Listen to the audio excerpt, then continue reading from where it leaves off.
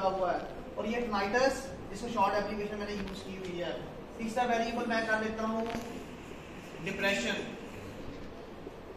ठीक है, या फिर ये कर लेता हूँ positive and negative mood swings, positive mood swings and mood swings, ठीक है। अब ये कितने वेरिएबल्स हैं स्टडी में, ये एक ही सब स्केल के दो पार्ट्स हैं, इनके साथ हाइपोथेसिस टोटल के साथ नहीं है इसके, ठीक है। वर्टाइगो का आप देखिए कितने हाइपोथेसिस होंगे स्टडी के अंदर। मैंने आपको लास्ट लेक्चर में बताया था what is the difference between the objective and hypothesis. Objective होता है तो हाइपोथेसिस होते हैं।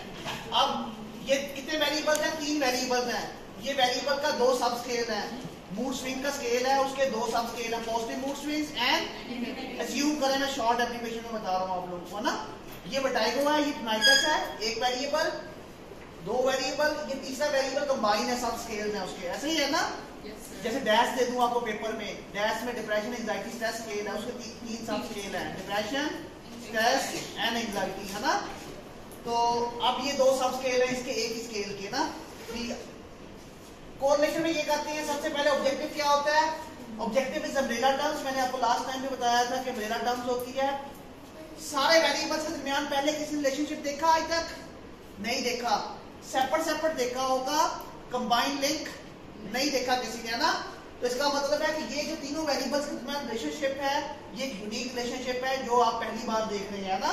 इस फॉर्म में अगर study the relationship between among 2 variable हो तो बिटवीन होता है, 2 से ज्यादा वेरिएबल हो तो क्या होता है, among. To study the relationship या association among vertigo, tinnitus and whatever and positive and negative mood swings whatever, ठीक है। तो या positive and negative mood swing, एक स्केल का नाम मैंने बोल दिया, ठीक है। अब और हाइपोथेसिस क्या होंगे इसके, overall this is objective, hypothesis कितने होंगे इसमें, वर्टाइगो का टनाइटस के साथ रिलेशनशिप, वर्टाइगो का नेगेटिव मूड स्विंग के साथ, ऐसे ही है ना। फिर टनाइटस का कितने बने, 1 2 3 4 5, यानी कि अगर 4 वेरिएबल है तो 5 हाइपोथेसिस, और ये भी अगर वेरिएबल्स हो तो ये आपस में कभी भी सब स्केल एक दूसरे को उनका हाइपोथेसिस नहीं बनता, ऐसा ही है ना। याद रखिएगा सब स्केल का कभी हाइपोथेसिस आपस में कोरिलेशन का नहीं होता, और वेरिएबल्स के साथ होता है। इमेजिन करें अगर ये 4 वेरिएबल होते हैं, इमेजिन करें तो ये चौथा हाइपोथेसिस तीसरे का चौथे के साथ रिलेशनशिप, मगर ये सब स्केल है आपस में तो इनका आपस में रिलेशनशिप कभी भी नहीं होता। तो ये कितने बने हाइपोथेसिस के, 5 हाइपोथेसिस है, एक ऑब्जेक्टिव है, ऐसा ही है ना। ये पेपर में ऐसे लिखा होगा to study the relationship among this variable, this variable, this variable, this variable in tinnitus patient, in tinnitus patient जिनको tinnitus है, ठीक है, whatever in married couple जो भी होगा। फिर उसके बाद ये ऑब्जेक्टिव था, आप हाइपोथेसिस में नीचे चंक्स में दिए होंगे। Vertigo will be positively related with, positively है, प्रीवियस स्टडी बताएगी positively related with tinnitus। Vertigo दूसरा hypothesis, tinnitus will be positively related with positive mood swings। तीसरा hypothesis, vertigo will be negatively associated with mood swing. 3 इसके हो गए, फिर टनाइटस का इसके साथ, फिर इसके साथ ये हाइपोथेसिस होंगे। इनको आपने प्रूव या डिसप्रूव करना है। हाइपोथेसिस कभी रिजेक्ट नहीं होता, ये आपकी स्टडी में सपोर्ट होता है या सपोर्ट नहीं होता, डिसप्रूव होता है, ऐसे ही है ना। तो याद रखिएगा कि हमने ये स्टेटमेंट को ढूंढना है, ये सारा प्रूव करना है, हर चीज आपके पास इसका हाइपोथेसिस होंगे और ये डाटा होगा पेपर के अंदर, ठीक है। आपने सब कुछ खुद करना है, और अभी ये सब कंप्यूट भी खुद करना है, मिसिंग को डील भी करना है, वेरिएबल सामने होंगे, लिखे होंगे, मैंने बताया होगा, और हाइपोथेसिस होंगे, इनको प्रूव या डिसप्रूव करना है, क्लियर। और लिखना है इसको। आ जाए अब चुप करके ध्यान से। यहाँ सबसे पहले आप लोगों ने जाना है रिलायबिलिटी निकालनी सिखा दी थी आप लोगों को मैंने पहले ही, क्रॉनबेक अल्फा रिलायबिलिटी या कॉदर-डिचरसन, क्या डिफरेंस था। आप लोग जब मेन स्टडी कर रहे होते हैं 2 तरह की रिलायबिलिटी निकलती है, अल्फा क्रॉनबेक और कॉदर-डिचरसन। अगर आपका स्केल लिकर्ट स्केल हो जिसके ऑप्शन 2 से ज्यादा हो, उसके ऊपर कौन सी रिलायबिलिटी लिखती है, अल्फा क्रॉनबेक, ठीक है। अगर आपके स्केल का ऑप्शन 2 हो तो उस पर कौन सी रिलायबिलिटी निकलती है, KRL20 या KRL21 जिसे कॉदर रिचर्डसन कहते हैं, KUDER, रिचर्ड के आगे स्पेलिंग लिखते हैं RICHARD, रिचर्डसन, ठीक है। वो रिलायबिलिटी तो खुद ब खुद निकालेगा। अगर डायकोटोमस स्केल है तो कॉदर रिचर्डसन, अगर लिकर्ट स्केल है तो आपका अल्फा क्रॉनबैक रिलायबिलिटी। अब इनको प्रूव या डिस्प्रूव करने के लिए आ जाएं, इसी टेबल के अंदर सब कुछ ऐड करना है। Cronbach alpha reliability, mean and standard deviation correlation के टेबल में, और कोरिलेशन की ये वैल्यूज मैंने नीचे ऐड की हुई है, टोटल किया हुआ है खुद से, जिसका आप लोगों को टोटल करना है इसका। ये 3 वेरिएबल का टोटल करेंगे, सब स्केल का टोटल करेंगे तो हाइपोथेसिस प्रूव होगा। अगर इसको रहने दिया आपने नहीं किया तो ये हाइपोथेसिस के साथ जो है वो सारे हो ही नहीं सकेंगे। तो वेरिएबल पहले खुद बनाना है। वो कैसे बनाना है, जिसका लास्ट लेक्चर में मैंने आपको बताया था, कंप्यूट करें। कंप्यूट होगा तो एनालिसिस होंगे। अब सारे एनालिसिस किस पे हैं, कंप्यूटेशन पे हैं सारे के सारे। आ जाए, जिसका मेरे पास है एनालाइज में जाएं, एनालाइज में जाके कोरिलेशन में मैंने बाई वेरिएट, पार्शियल और उसका बता दिया है। बेशक आपकी कोरिलेशन बाई वेरिएट हो, बेशक आपकी कोरिलेशन पॉइंट बाय सीरियल हो, बेशक आपकी कोई भी कोरिलेशन हो, तो यहाँ एक ही ऑप्शन है, ठीक है। अब इसमें देखिए मैंने वेरिएबल डाले हुए हैं, 3 ऐड किए हुए हैं। ये मेरे वेरिएबल थे, इसमें ऑप्शन में आ गए हैं। ये वेरिएबल्स आप लोग इसमें रीचेक कर देता हूँ एक मिनट। ये जल्दी से आप लोगों ने जाना इस पोर्टल के अंदर, इस पोर्टल के आखिर पे आपने कंप्यूट किया होगा, वही चीजें शो होगी जो कंप्यूट की हुई है, ठीक है। मेरे पास बहुत ज्यादा वेरिएबल्स हैं। तो ये है VD is the short abbreviation, मैं वर्टाइगो कह रहा हूँ इसको, ठीक है। और टोनाइटस कहाँ पड़ा हुआ है, ये पड़ा हुआ है टोनाइटस, THIT, टोनाइटस का स्केल है। टोनाइटस जिनको बेसिकली वर्टाइगो ये होता है चक्कर आना आपको, ठीक है। आपका इम्बैलेंस हो जाए ब्रेन के अंदर तो आपको चक्कर आते हैं, इसका स्केल लगा हुआ है। और टोनाइटस वो होता है कि ब्रेन की वेन होती है वो डैमेज होती है तो आपको मच्छरों की बिल बनाने की आवाजें सुनाई देती है।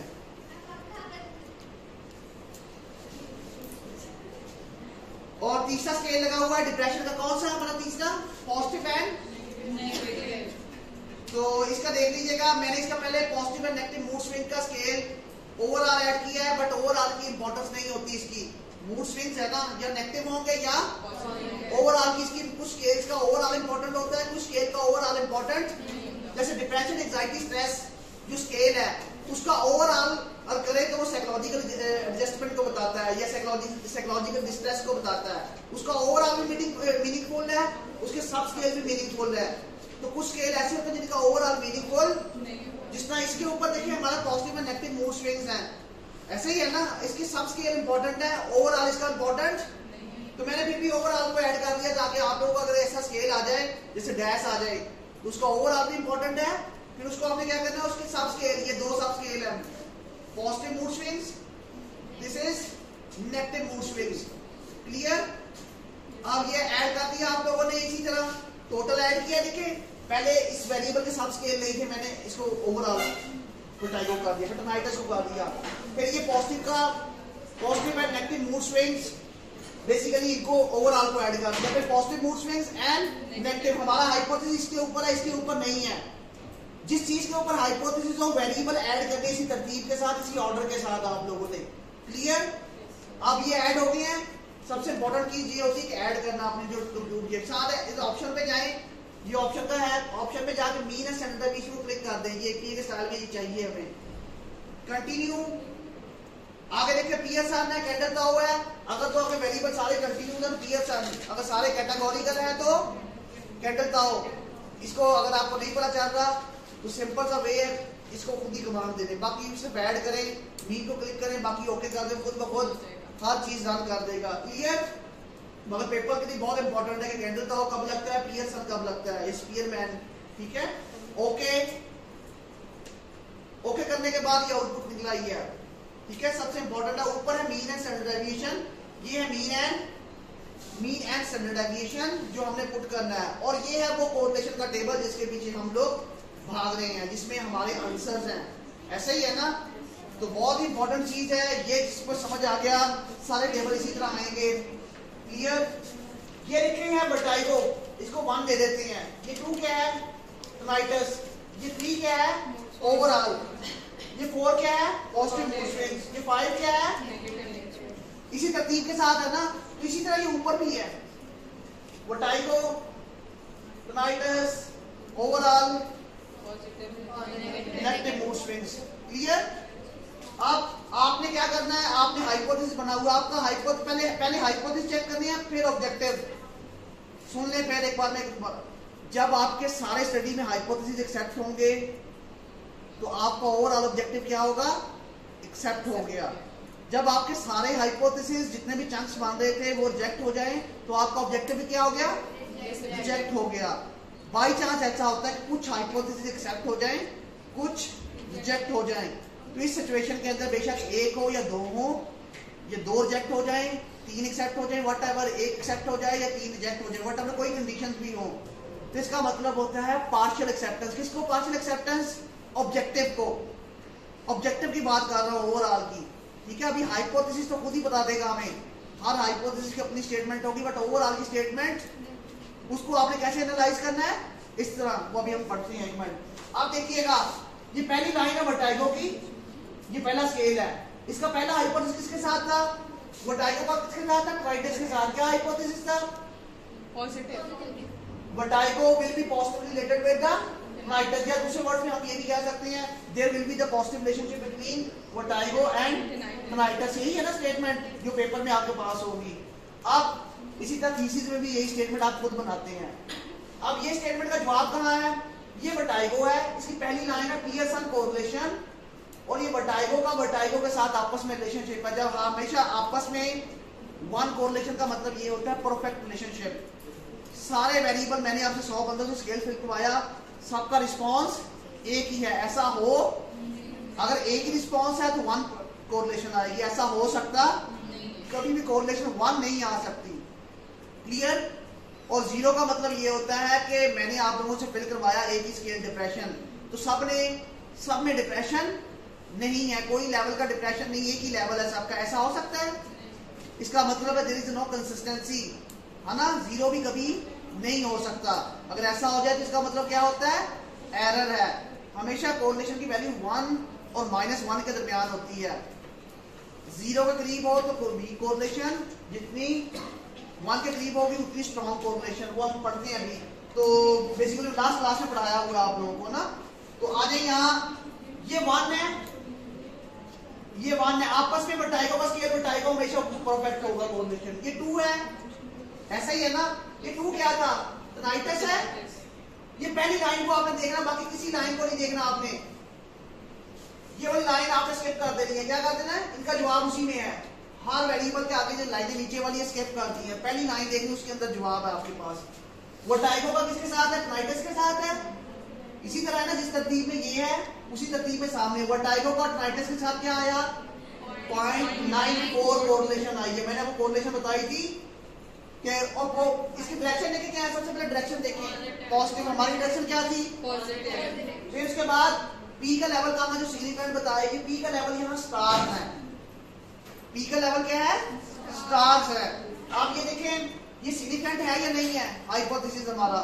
इस चीज को देखने के लिए वर्टाइगो टोनाइटस, दो चीजें होती है सिग्निफिकेंट के लेवल को देखने के लिए। सबसे पहले क्या होता है कोरिलेशन में, डायरेक्शन।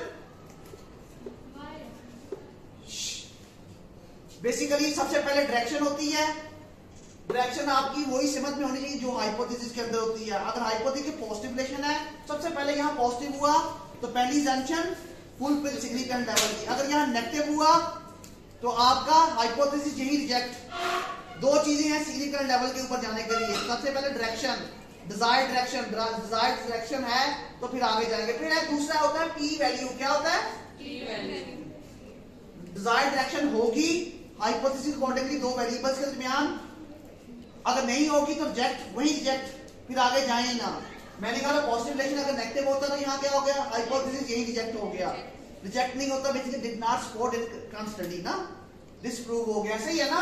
अगर पॉजिटिव डायरेक्शन है, अब ये स्टार लगे हुए हैं, सिग्निफिकेंट लेवल। दूसरा होता है पी वैल्यू, यानी से कहते हैं सिग्निफिकेंट लेवल, कि आपका डायरेक्शन जो डिजायर है क्या सिग्निफिकेंट लेवल है। अब सिग्निफिकेंट लेवल को देखने के लिए ध्यान से एक बार समझाऊंगा, सारे हाइपोथेसिस आपको समझ आ जाएंगे। मैं इसको सिंपल वर्ड्स में समझाता हूँ एज ए लेमैन, ताकि मुझे स्टैट्स खुद नहीं आती, आप लोग भी स्टैट्स नहीं आप लोगों को आनी चाहिए, मगर आपको कंसेप्चुअली बहुत स्ट्रांग होना चाहिए। ठीक है, इमेजिन करें, नेचुरल साइंसेज और सोशल साइंसेज में एक डिफरेंस है। नेचुरल साइंसेज में एरर 1% भी एक्सेप्टेबल, जबकि नेचुरल साइंसेज में 5% एरर की छूट है। ऐसे ही है ना, 5% एरर हो सकता है। जैसे कि हमारी फील्ड है बिहेवियर अभी कुछ होगा, सेकंड के बाद कुछ होगा, थोड़ी देर बाद कुछ होगा, वेरिएशन है इस बिहेवियर में। ऐसे ही है ना, तो इसका मतलब जब वेरिएशन है तो इसका मतलब एरर आने के चांसेस हैं। बट सोशल नेचुरल साइंसेज में ऐसे होता है जैसे अगर किसी को कैंसर हो, ऐसा ही है ना, वो मशीन लगाते हैं एमआरआई एफएमआरआई लगाए या बायोप्सी लगाते हैं कैंसर के लिए ना, वट एवर जो भी टेस्ट होते हैं, उस टेस्ट में अगर 1% भी किसी को डिटेक्ट हो जाए कि इसकी बॉडी के अंदर जर्म्स हैं, ठीक है, या एड्स वट एवर किसी भी वायरस है, वट एवर कोई भी विटामिन की कमी है, जो भी वो बता रहे होते हैं, तो अगर वो बता दे, आप ये कहते हैं कि इसको 1% का मतलब है उसमें वो डिटेक्ट हो गया। ये हमारे यहाँ ऐसा, हमारे यहाँ बिहेवियर है, एंजाइटी अभी आपको है, थोड़ी देर बाद उसके बाद हो सकता है second to second behaviour change होता है। तो एंजाइटी का लेवल डिफरेंट होगा हर इंसान का सेकंड टू सेकंड। जबकि उनके यहाँ कैंसर का जर्म्स 1% है, तो थोड़ी देर बाद 1% दोबारा चेक करें, 1% स्टेबल होगा, फिर 6 मंथ के बाद बढ़ जाएगा, तो 6 मंथ के बाद टाइम के बाद चेक करें, आपको बढ़ती हुई चीजें नजर आएंगी, एक स्टेबिलिटी होगी ना।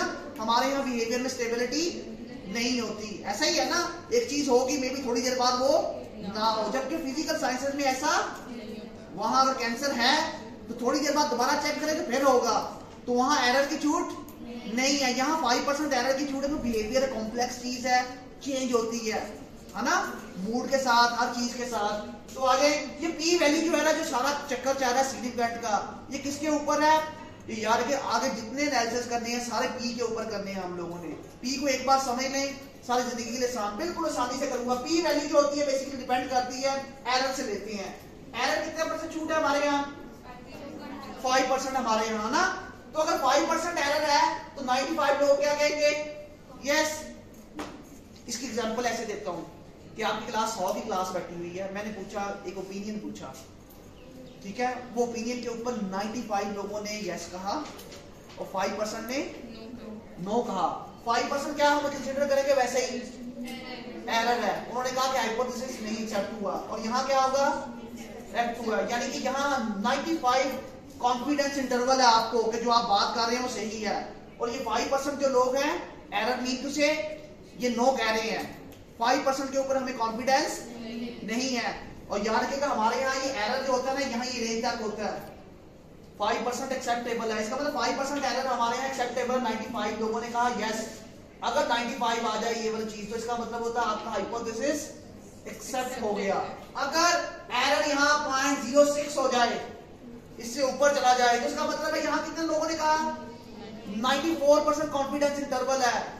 94, जैसे 95 से नीचे जाएगी कोई चीज और एरर यहाँ बढ़ गया, पी की वैल्यू हमेशा इसमें आएगी, तो इसका मतलब क्या? हाइपोथेसिस डिसप्रूव हो गया। 5 से ऊपर चला गया ना एरर, 6 हो गया, तो 6 के ऊपर क्या होगा? रिजेक्ट। अब 95, इसी तरह 0.04 का मतलब क्या है? 96। जितना एरर कम होता जाएगा उतना कॉन्फिडेंस लेवल 0.03, 0.02, ऐसे ही है ना। 0.01, 99, 100% एरर 0, 100% होता नहीं है सोशल साइंसेज में, इसको 99 तक ही रखते हैं, इसी रेंज तक रखते हैं। अब इसका मतलब क्या? ये पी वैल्यूज होंगी आपके पास, ये पी वैल्यूज होंगी। ये पी वैल्यू को मैं एरर से रिलेट कर रहा हूं बेसिकली आपको समझाने के लिए ना। अगर ये वाली पी वैल्यू होगी तो इसका मतलब क्या? हाइपोथेसिस।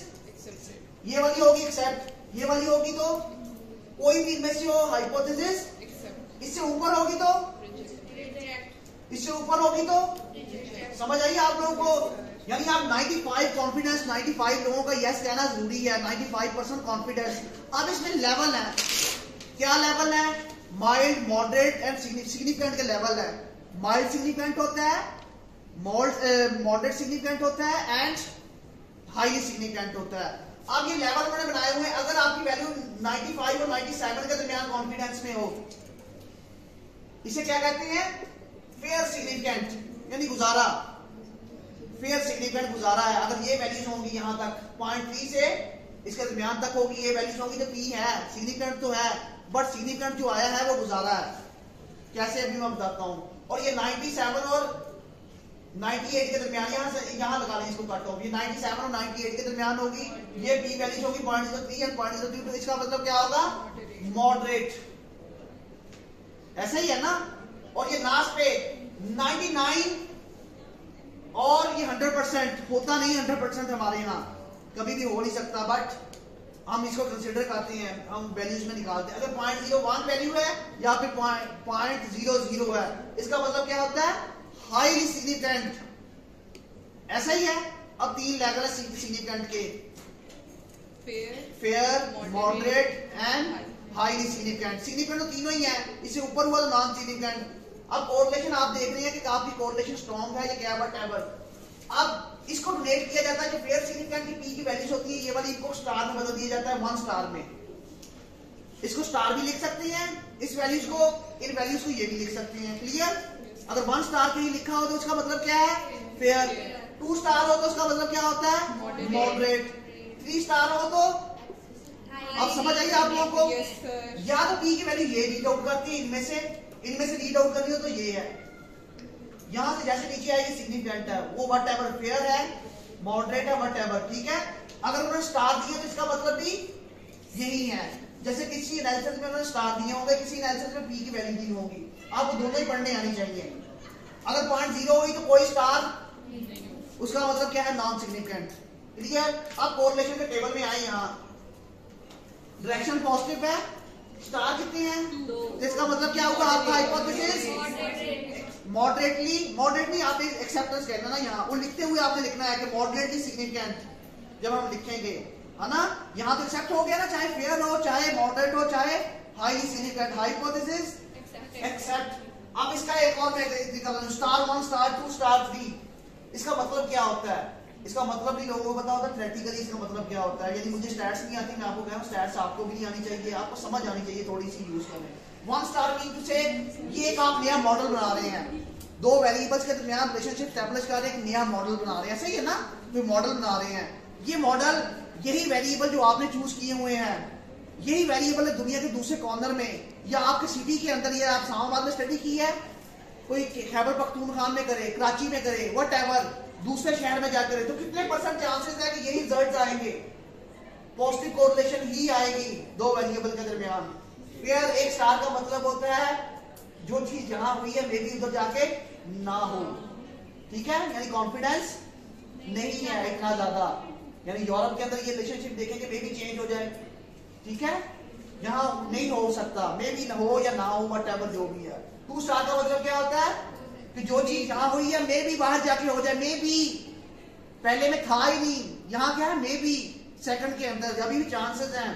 कॉन्फिडेंस नहीं है ना हमें 0.97 के ऊपर। और ये 3 स्टार होने इसका मतलब क्या है? जो चीज जहां हुई है डेफिनेटली ऐसे रिजल्ट्स यूरोप में भी या व्हाटएवर दूसरे सिटी में भी आएंगे। ये 3 स्टार का मतलब ये होता है, इसका मतलब स्ट्रॉन्ग रिलेशनशिप है, स्ट्रॉन्ग सिग्निफिकेंट कोरिलेशन है। अब समझ आई सिग्निफिकेंट के लेवल्स को। अब यहाँ इन्होंने स्टार में डोनेट किया है, ये क्या है? मॉडरेटली सिग्निफिकेंट है ना। हाइपोथेसिस क्या बना? एक्सेप्ट। अब दूसरा देखें इसी का आगे, ये वर्टाइगो का पॉजिटिव मूड स्विंग के साथ पॉजिटिव रिलेशन है। देखें क्या बना? Vertigo positive mood swings, positive direction, और पी फेयर सिग्निफिकेंट है ना। हाइपोथेसिस क्या हुआ? हाइपोथेसिस बताएं मुझे। नेगेटिव है, नेगेटिव था, वर्टाइगो का नेगेटिव के साथ नेगेटिव था, क्या आया? नहीं, ये टोटल के साथ देखा, सॉरी आपने ये टोटल के साथ देखा, टोटल तो मीनिंगफुल नहीं होता ना। पॉजिटिव मूड स्विंग ये है, इसके साथ वर्टाइगो का पॉजिटिव था, देखिए आया पॉजिटिव? पॉजिटिव आया? नहीं आया। नेगेटिव डायरेक्शन ही गलत हो गई, हमने कहा पॉजिटिव आएगा बट नेगेटिव हो रही है, तो क्या हो गया? रिजेक्ट। पी तो देखना ही नहीं है, पी वैसे भी नहीं है, देखना ही नहीं। उसके बाद पी बेशक सिग्निफिकेंट हो या ना हो, बट डायरेक्शन गलत हो गई तो हाइपोथेसिस सपोर्ट नहीं हुआ। ठीक है, आगे इसके साथ नेगेटिव था, अब डायरेक्शन उल्ट हो गई, सिग्निफिकेंट लेवल है तब भी रिजेक्ट। ऐसा ही है ना, ये आपने थ्योरी बेस बनाया होता है, किसी थ्योरी को आप रिजेक्शन दे रहे, थ्योरी को कह रहे होते हैं उसमें ये जंग अप्रूव हो रहा है या नहीं हो रहा। क्लियर? फिर इसी तरह ये वाला वेरिएबल इसके साथ, ये वेरिएबल है, यहां से देखें 1 के आगे देखें, ये 1 से आगे ऊपर भी वही वैल्यूज है, 1 1 1, इससे ऊपर अपर मैट्रिक्स है, इससे नीचे और ये देखिए ट्राइटस, इसकी पहली लाइन में देखिए किसके साथ रिलेशनशिप है, ओवरऑल के साथ। ये किसके साथ है, यहाँ हमने कहा पॉजिटिव होना चाहिए, यहाँ क्या आया, रिजेक्ट। यहाँ नेगेटिव कहा था, रिजेक्ट। अब समझ आइए आप लोगों को, एक हाइपोथेसिस 2 एक्सेप्ट हुए हैं, बाकी 4 अभी तक। अगला लास्ट वाला, आपस में दोनों का हो सकता है, नहीं, मैंने कहा नहीं, सब स्केल अगर ये वेरिएबल होते तो फिर होता है, वो कहां से नजर आता, यहां से, ठीक है। ये टोटल का अपने सब स्केल के साथ रिलेशनशिप है, वो हमारे लिए इंपॉर्टेंट नहीं है, ये कंसेप्ट वैलिडिटी के लिए होता है, वैलिडिटी के प्रूफ के लिए होता है हमेशा। और ये देखिए आपस में चौथा वेरिएबल का है, नहीं है, वो हमारे लिए इंपॉर्टेंट नहीं है। अब कितने हाइपोथेसिस में एक्सेप्ट हुए, 2 एक्सेप्ट हुए, 4 रिजेक्ट हुए, तो 6 थे तो 3 रिजेक्ट हुए ना, 3 या 4 रिजेक्ट, व्हाटएवर जितने भी हैं। ऑब्जेक्टिव का क्या बना, पार्शियली एक्सेप्ट हो गया। एक भी एक्सेप्ट हो, एक भी रिजेक्ट हो, तो क्या कहा था मैंने आपको, पार्शियली एक्सेप्ट। क्लियर, ये टेबल देखने आ गया आपको। बट अगर इसी तरह टेबल रिपोर्ट किया तो आपको कोई मार्क्स नहीं है आप लोगों का। इसको आपने वर्डिंग में देखना है, आपने मुझे समझाना है। ये तो आपने क्लिक किया तो आ गया, अब आपको समझ आई है कि नहीं आई, इसके लिए क्या करना पड़ता है, आप लोगों को टेबल बनाना पड़ता है एपीए का। इसको जल्दी से हमने करना है एपीए के टेबल में। बंद करो।